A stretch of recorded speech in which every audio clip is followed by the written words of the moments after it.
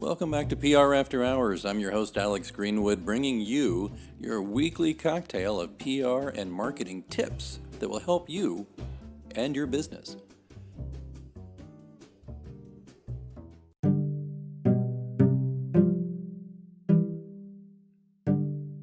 Stick around, we'll get started right after these messages.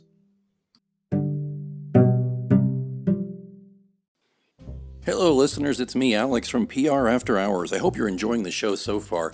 And I wanted to talk to you just for a moment about the way I get this show right into your earbuds every week. It's because I use Anchor FM. Now, I've told you previously that I've been podcasting since 2006, back when we used stone knives and bear skins and a couple of Dixie cups and string. Anchor FM has really streamlined this and made it simpler for people who don't know the first thing about setting up a podcast or don't have, time to learn all the pro tools and stuff, because it's all right here. First thing it's important to know is it's free. There are certain tools that will allow you to record and edit your podcast right from your phone or computer. Anchor will then distribute your podcast for you so it can be heard on Spotify, Apple Podcasts, and many more. That's huge. Distribution is a big pain in the butt, to be honest with you, so it's really great Anchor FM can do that for you, and you're not paying hosting fees. That adds up every month. It's everything you need to make a podcast all in one place, so download the free Anchor app or go to Anchor FM to get started, and be sure to join me in the virtual cocktail lounge on PR After Hours. You know, we've all had to deal with a realtor at one time in our lives, or most of us, I think, at least, have had to deal with a realtor, especially if you're buying or selling a house, which makes sense, right? There are some people who never will, but most people who are into the buying or selling of a house, if they're smart, they'll work with a realtor. I've bought and sold a house a couple of times, and I've worked with a great realtor, and she happens to be my guest on the show today here in the virtual lounge. Her name is Mary Hutchison, and besides the fact she's a fantastic realtor, she's also a very good marketer. She's got a very good eye for how marketing and PR can benefit a business. So that's naturally why I had to beg her to please come on the show, because I want to ask her a lot of questions and embarrass her and tell her how great she is. She primarily works in Kansas City area, and in particular, if you know Kansas City, Brookside, Waldo, in that general vicinity, really great neighborhoods. And she is really great at making people feel comfortable, and she's really great at identifying the best aspects of a home to promote it properly and to make those sales and help everybody involved feel good, buyer, seller, and of course, herself. So without further ado, Mary Hutchison, welcome to the Virtual Lounge. Thank you, Alex. I'm excited to be here. It's such an honor. Oh, well, the honor's all mine. I've meant every word I said. You have actually been my realtor to buy and sell. And one of the things that was always so wonderful about it was that you just knew everything backwards, forwards, that to me was just like, I would get anxious about all kinds of stuff involved with a sale or buying of a house. And you were just all like, the calming influence. You were just always like, this is how it works. You need to calm down about this. Your price is too high. Your price is too low. Whatever it may be, you knew. So it was just wonderful to do that. But, that's something I think you can say to any competent, good realtor. But what you can't say about every realtor, though, in my opinion, is about how really adept you are at marketing, not only, the homes that you're working on buying and selling, but also yourself. So have you always just felt like you've been a really good marketer of yourself to get new clients, or is that something you think you've kind of learned along the way? I did learn it along the way when I first started out. So when I started as an agent, I was on a team with a couple of other women, learned quite a bit from them. But one thing I learned as I went along was it was their name on the yard signs. It was their name on all the marketing pieces. I realized that to really develop, some loyalty and a following and to market myself the way I wanted to market myself, I had to break away from them and develop my own way of doing things. So that was the first thing I realized was having your own name on the yard sign is very important, because as people drive around, it just makes a very subtle impression if they see your sign out there quite a bit. Never put my picture on the sign, but that's why I broke away from them, was to have my own name on the sign and then do marketing the way I wanted to do it under my name.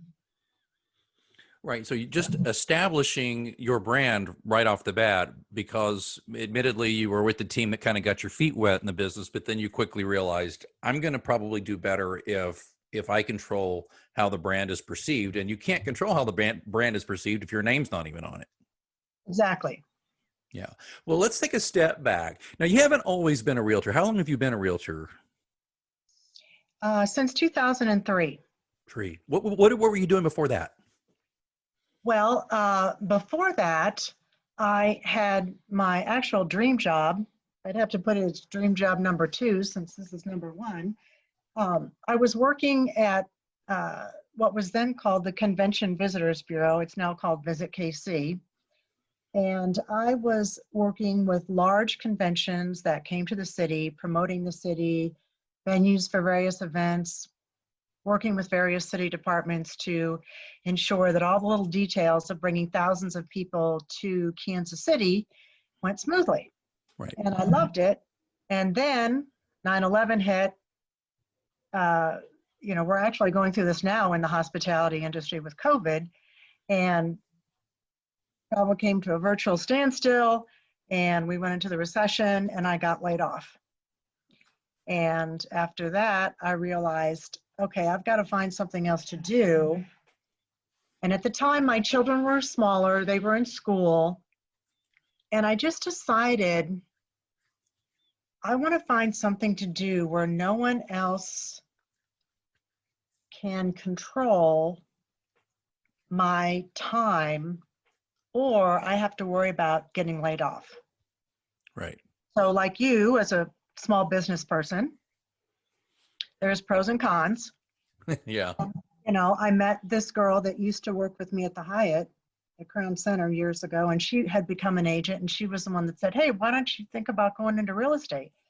Unfortunately, my husband still had a job because, it's strictly commission. So I joined her team, didn't make any money for a while, but gradually, like pretty much any small business owner, after a while and working really, really hard, I became successful. And, now I just love it. So coming from, a hotel and visitors bureau, what you were doing for Kansas City there, that's a very promotional job. So it sounds to me that you picked up a lot of, at the very least, a promotional vibe or a promotional attitude and brought that to bear on your real estate career. That's true, because I did love showing off Kansas City to out-of-town people, because they all tended to think we just didn't have anything going on. Kind of a small town. They thought of barbecue and jazz, and that was about it. So I just loved promoting the city, and bringing thousands of people to your city is so wonderful for the economy. They all come in, they spend a bunch of money, they pay a bunch of taxes, and then they leave. Yeah. So the impact of the hospitality industry really on any city, I think, is just such a wonderful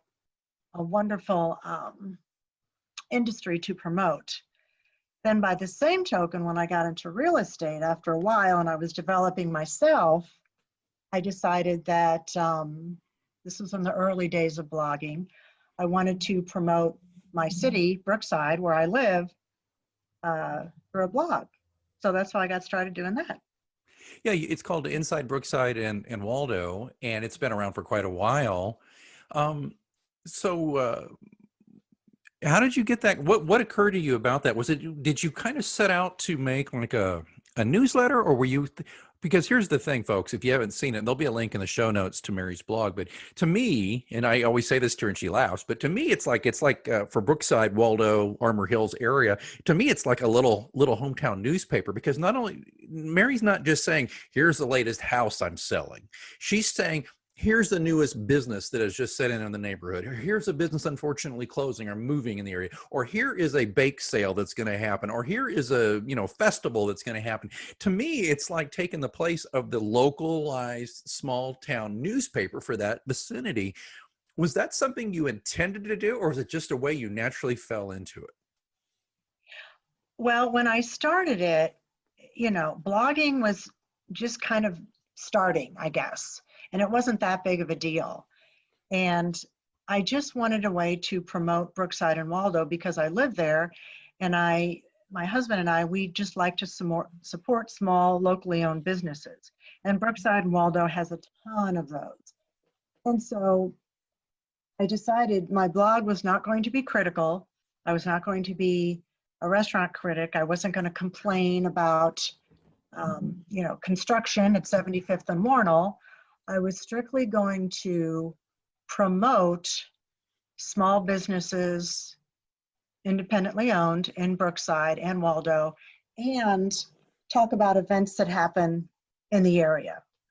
For example, we didn't have it this year, but the Halloween trick or treat down 63rd Street, or the Waldo Fall Festival, or things like that. So, and I'm not really an expert writer by any means. I just go out, take a few pictures. I make it very short. I interview people and post it.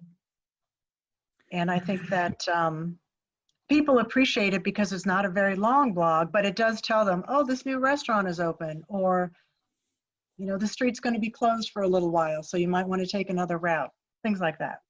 Were the businesses you would talk to, like, for example, I'm looking most recently, there is a new, it's Vegan Maddie's Foods opens in Brookside East. Now, do you hear about this somehow and then go over and speak to those folks? Or how does that work? Or do people actually reach out to you and say, hey, I don't know if you know about us, but we'd love to get a mention on your blog? Most of the time, I'll just notice a new business because I'm driving around. Right. Sometimes I'll see something on Facebook or Instagram. And so then I'll just kind of make a note, or I'll read about it maybe in the Star that a new business is opening. And then I'll just make a note to go and visit them. And then I also post, like if I have a listing in Brookside or Waldo, I post that, and I also post some home sales stats as well. Yeah, you're really big on the stats, which is important, I think, to just demonstrate how the market's moving. And but I guess when you're talking to business owners like the folks over at Maddie's Foods, do you just walk in and say, "Hi, listen, I'm a real estate agent here in town. I also have a blog. I'd like to interview you." What's the reaction usually? Well, usually, especially if it's a restaurant, I'll try to contact them via some sort of social media and just say, hey, I'd like to come by sometime when you're not busy and speak with a manager.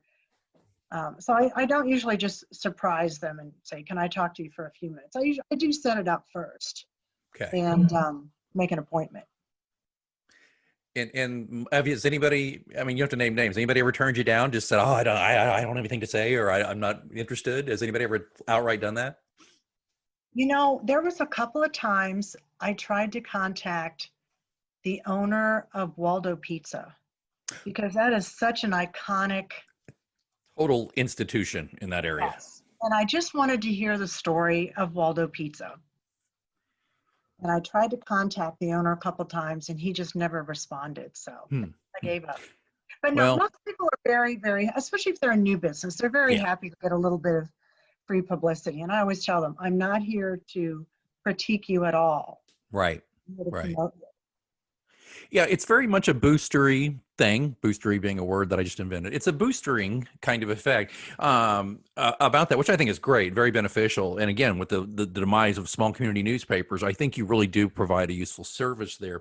So let's talk about, though, for a moment, folks, why, besides the fact that, and by the way, I believe this totally, Mary, that you're doing this primarily because you do want to boost your area and you do care about where you live, but it also has an effect, I think, on people finding you. I mean, besides the fact that regular blogging has proven to affect search engine optimization for you to get you found, it may not put you necessarily at the top of the first page of Google, but it will certainly help. Like I Googled actually Kansas City Realtor Brookside, and you came up on the first page as part of a Yelp article, but still you came up. And a lot of times if you don't do anything, you're just kind of hoping that your basic website and what little advertising you might do will push you up. It doesn't usually work as well. The algorithms like the organic authentic blogging. So I wanted to ask you, has anybody ever hired you, or any prospective home buyer, home seller contacted you and said, oh, I read your blog, or I found you because of your blog or your social media? Has that happened? I have had a couple of people say that. Um, Actually, and one time, somebody who was reading my blog read about a house that I had listed on Oak Street and told their son who was looking for a house, and they contacted me. um, so that was exciting, but yes, I agree with you that it does. Especially if somebody's considering me to be their agent, or how so many people now, you know, look online to find out a little bit about you before they get in touch with you. Right. So it does show people that I'm connected to the community, that I've been writing about it a long time, that it is, I do live here and know it well. And I'm very civic minded. Right. So yes, I do think that helps, again, maybe get people to know me a little bit better before they contact me. Yeah. It's a credibility builder. Yeah, Mhm. you're obviously not fly by night if you've been writing a blog for a decade about this area. um, the other things I know you do, and I know you do these things primarily because of your belief in them, but you're a regular on-air fundraiser for the local NPR station. I know you've also helped out other charities.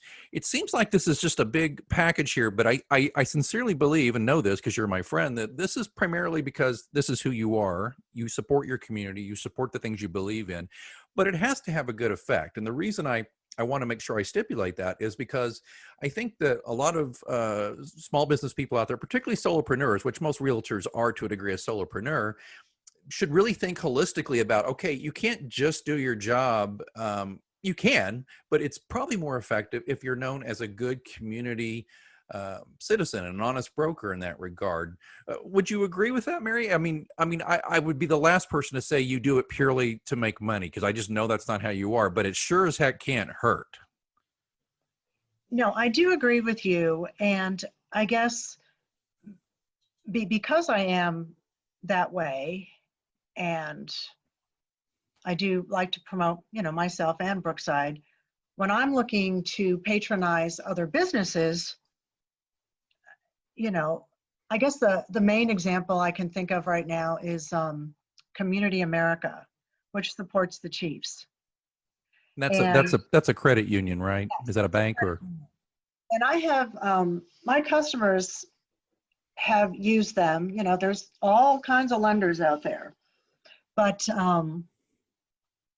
I like the fact that it's a local nonprofit that serves their customers well and puts some of their money behind the community being a Chiefs booster. So that's a very big example. But you've probably seen it, if you're sponsoring a kid's softball team and it's the local Italian restaurant around the corner. You don't have to do that, but if you do it and you want to do it, um, I just think it reflects well on you as a local business owner involved in the community.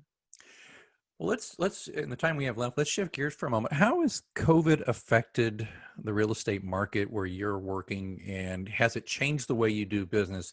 I gotta wonder that showing houses is a whole new adventure with COVID. It's is as just a tiny example. Well, in the beginning, back in April and May, it was it was a little bit different. Um, we had hand sanitizer and things like that, but um, not everybody was wearing masks at that point. Now it's very mandatory that you wear masks. I've noticed that a lot of sellers will go ahead and vacate their house and then put it on the market because they don't want people coming in touching everything. Um, but because interest rates are so low, the housing market just, I think, across the US is just going gangbusters. Hmm. And in terms of marketing, one thing I really like to do, again, being very community oriented, is I would send out postcards talking about upcoming events, things like the Renaissance Festival, Boulevardia, the Brookside Art Fair, the Irish Festival, all of those things canceled this year for this foreseeable future. So I was trying to figure out some other way I could stay in touch with clients. So I did a couple of things. A couple of months after COVID hit, I sent out gift cards, just little $10 gift cards to several restaurants, locally owned restaurants like Waldo Pizza for one, to my clients, just saying, this is, I don't know what I said, something like, this is a tough time, I'm trying to support local restaurants. Please, take your kids out, have a pizza on me. And that was very successful. I got quite a few thank yous for that because it was just a little unexpected thing in the mail. And then for the holidays, I've decided I have a seamstress I know. We went out and bought quite a bit of fabric, and I'm going to have her sew some face masks with a holiday theme.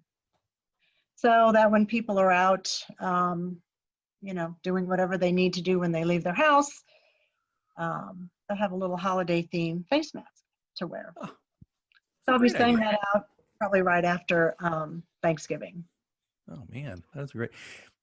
So you basically focus on, I mean, I know for a fact that you have kind of sold outside your home market, as I call it. I mean, like when I'm talking, folks, if you're not from Kansas City, forgive me. Most of our listeners are not here, so we need to be clear here. Brookside, Waldo, Armor Hills, those areas, that's a nice little enclave of about 100-year-old plus houses, and it's a very nice area.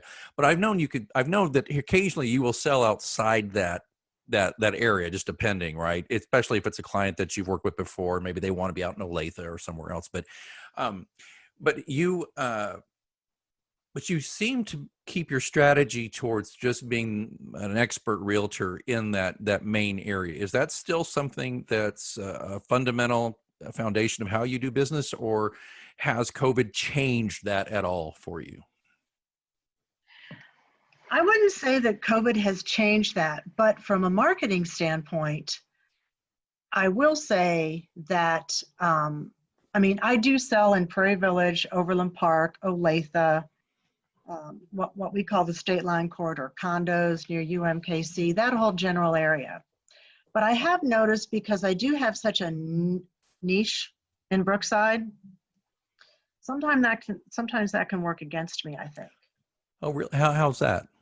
Well, let's say I'm competing with another agent for a listing in Olathe. Well, I've sold in Olathe. I know it pretty well, but I've had some customers say, well, I chose so-and-so because their office is here in Olathe and, they live close by. Mm-hmm. So I do enjoy having that niche of Brookside and Waldo, but sometimes it can work against me. But I'm always very honest with people. Like if somebody called me and said, I'm interested in buying a house in Harrisonville or, Bonner Springs.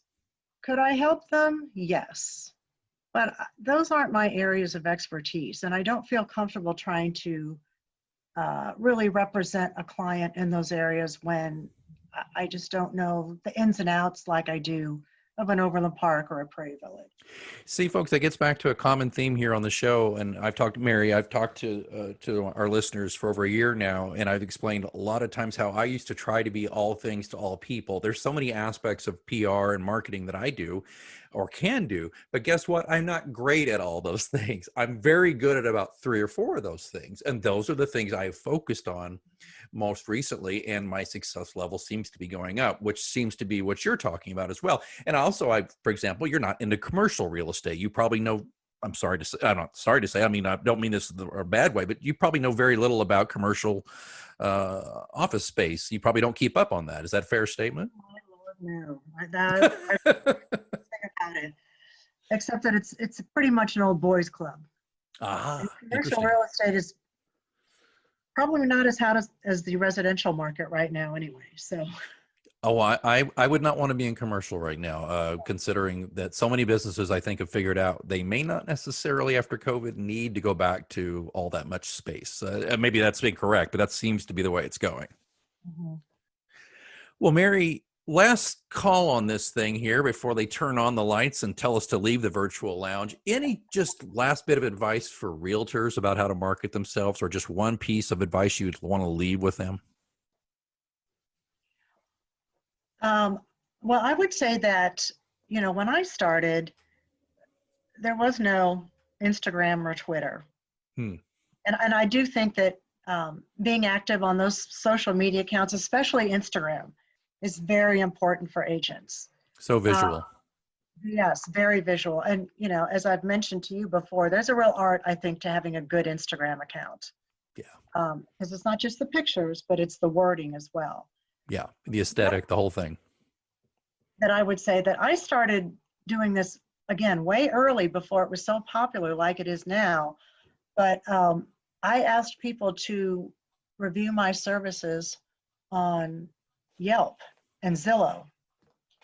And that has brought me quite a bit of business from people that see, I have reviews from, customers that are very complimentary. So again, that boosts my credibility before someone even, decides to contact me. So again, I've been doing that for a long, long time now. I think it's pretty common. Yeah. But that's helped me quite a bit too. And it's given you, I would think, a really nice foundation. And that's part of the reason, like I said earlier, when I did some Googling, you pop up on Yelp in particular there. So if you're listening out there to Mary and me, you may, or somebody you may know may need it, because Mary also helps people who are getting jobs. We have Garmin, we have Cerner, we have a lot of big companies in the Kansas City area. Sprint still has a location or headquarters here, at least for now. So Mary, I know you occasionally get people who contact you and say, we're moving into the market. We need to be shown a house pretty quickly. So Mary can do that for you. So Mary, if people want to get a hold of you, can you give us their best way to contact you? Where's your website and all that stuff? Well, you can contact me through my website, which is maryhutchison.org, or you can text me, or call me, use the phone the old-fashioned way. On my website, I do have a contact me page, so you can contact me that way, or just text me. And we will put a link in the show notes for that. Mary Hutchison, I'll say this, I've said it before, I'll say it again. You're my dear friend, but beyond that, I am sold on what an incredibly good realtor you are. Thanks for being here in the virtual lounge. Thank you, Alex, for having me. I appreciate it. Oh, you know what that means? Looks like it's last call here at your virtual lounge for PR news, views, and interviews. Don't forget, you can ask me a question anytime. You can do it through our Twitter account, which is @HoursPR, or even better, you can send me a message vocally. I would love to hear your voice, and I'll answer it on the show. There's a link in the show notes. All you have to do is sign up through Anchor FM. It's free, doesn't take long. And you record your message, I get the message, I will play your audio. Just give me your first name and the city you live in, and then I will answer the question to the best of my ability right here on the show. Don't forget to, if you're enjoying this podcast, you can support it and help increase the frequency and value of the show. Just consider being a sponsor for your brand or your agency, or just yourself because you're like, I like this show. Or just drop a few coins in the virtual tip jar. Either way, there's links in the show notes. Please check that out. All of that, of course, being in the show notes where you're listening right now, or at prafterhours.com. I see that they're turning up the lights. Last call is over, and I've got to clean up this virtual lounge. And until next time, I'm Alex Greenwood, and you've been listening to PR After Hours on Anchor FM.